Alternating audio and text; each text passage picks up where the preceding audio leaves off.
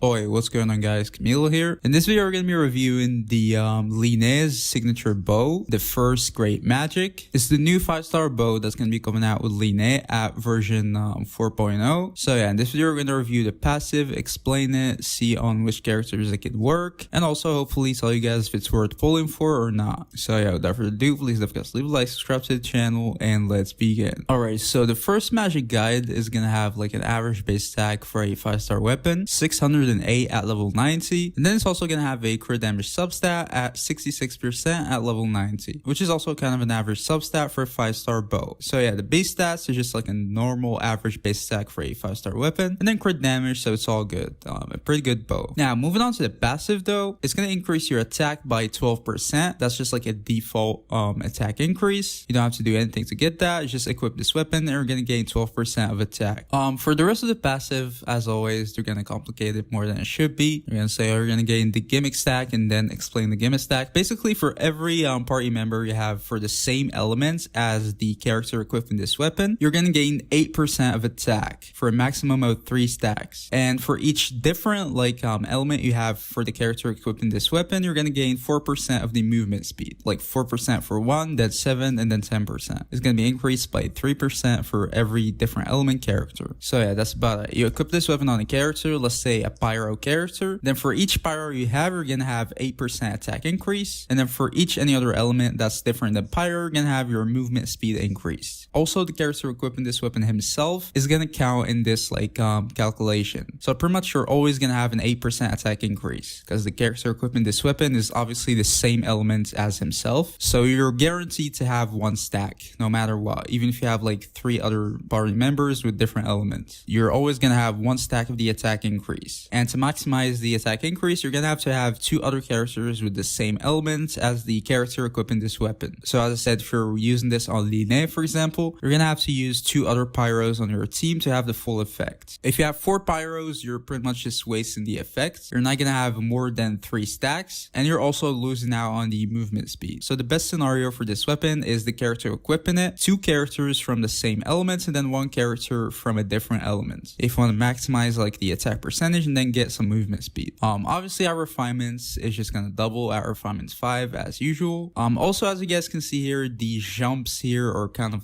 significant because at the first stack you're going to gain 8% of attack, which is a guaranteed stack. You're going to gain it just by equipping this weapon. The second character you have from the same element is going to give you another 8%, but the third character is going to give you a 24% attack increase. So it's going to be an exponential value increase. So this weapon encourages you way more to use characters from the same elements, especially the third character, because it's going to give you the most jump. But yeah, essentially you have a 20% attack increase guaranteed from this weapon, which is the 12% and then the 8%. And then for each character you have, you're going to gain 8% and then 24%. So the maximum increase this weapon can give you is 52% attack. I'm not even talking about the movement speed because it's just whatever. So the attack is the most important thing here, and it is what you're going to be aiming for. And the movement speed is not even that much. It's 10% at maximum, which is Rosaria's passive or something like that. So yeah, it's just whatever. They just added it, so it's there. Now for characters that can use this weapon, obviously it's a good stat stick either way. You just have the pretty good base attack and then the crit damage substat, and then just a 20% attack increase, which is always good.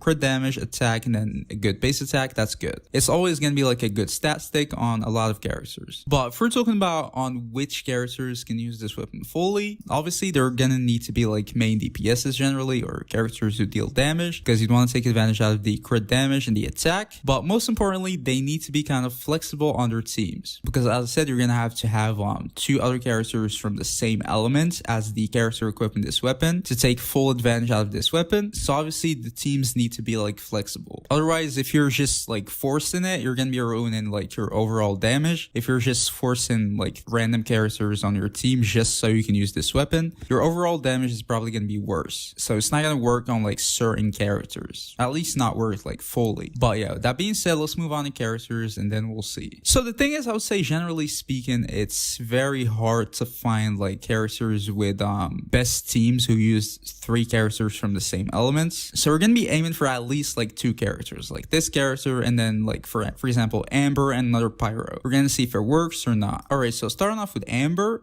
generally speaking, her best team teams can include like 2 pyros. You usually just want to include Bennett as like a buffer or something like that. So you already have 2 pyros. Now it depends on which team you're using, but you might be able to force another pyro in and get the full effect. But even if you don't, you're gonna have 2 pyros at least, so it's pretty good. So yeah, for Amber, obviously it's gonna give you crit damage and attack too. So yeah, I'd say it's a pretty decent weapon for Amber for most of her teams. You have Venti. It's not really the weapon for Venti. It doesn't really need attack and crit and stuff like that. Well, it depends on the build, but you know, generally speaking, it's just EM and you're good. Fischl, I would say it's gonna be pretty decent on Fischl too, especially as a sub DPS. She's usually gonna be used as a sub DPS for like another Electro, as like a battery and stuff with like Beidou or whoever. So yeah, this weapon can be pretty good on Fischl. Now we have Child. For most instances, I would say you wouldn't really use him with another Hydro. He's a good Hydro enough by himself. So if you're using him, you're probably not gonna have any other Hydra on your team. In some cases, you might use him with like Xingqiu or stuff like that. But generally speaking, you're probably not gonna have the full effects of this weapon on Child, at least on his like top teams. Nevertheless, obviously you can still use it for the crit and stuff like that. But generally speaking, you're not gonna have the full passive. So yeah, I'd say it's decent on Child, but definitely not super good. Ganyu, you can probably use it on Ganyu on a lot of teams. You're gonna have multiple cryo characters, at least 2 in some of her teams, especially like Freeze and stuff like that. Like if you play her with like Shinha or Ayaka or Diona, she has a lot of like cryo teammates. Also, this weapon gives you crit damage, which she needs, and attack, which she also needs. So yeah, I would say it's pretty decent on Ganyu. Definitely not like best in slot or anything like that, but definitely pretty decent. Diona, probably not the weapon for Diona. Yoimiya, I would say it's gonna be pretty much the same thing for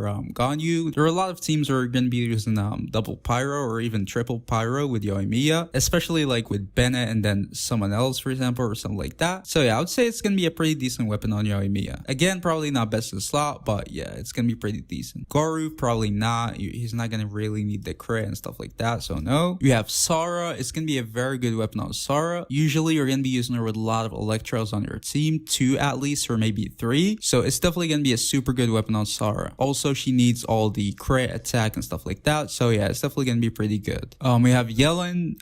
She's gonna be good on like teams wise, but the thing is she doesn't really need that much attack. So the weapon is not gonna be good on her. Even though teams wise she can use it, she's gonna be used with a lot of like you know, Hydros and stuff like that. But the thing is she doesn't need attack. So yeah, it's not gonna be good on Yellen. Aloy, I also guess yeah. I honestly forgot what even Aloy does. I said it the other video. I need to actually go back and see like how she works. I genuinely forgot her kit, but I'm pretty sure she's gonna like benefit at least from like the crit and stuff like that. And then also you probably can use her with like another you know, cryo on your team. So it's probably gonna be a decent weapon on her without even knowing what the fuck she does. We have Kale, probably not the weapon. Again, she's gonna be used with like you know, a lot of Dendros and stuff like that. But there are a lot of like support weapons that you can use on her, and it's probably gonna be like better generally for like the overall team than just using this weapon to get Kale some attack. So yeah, I wouldn't really say it's good for Kale.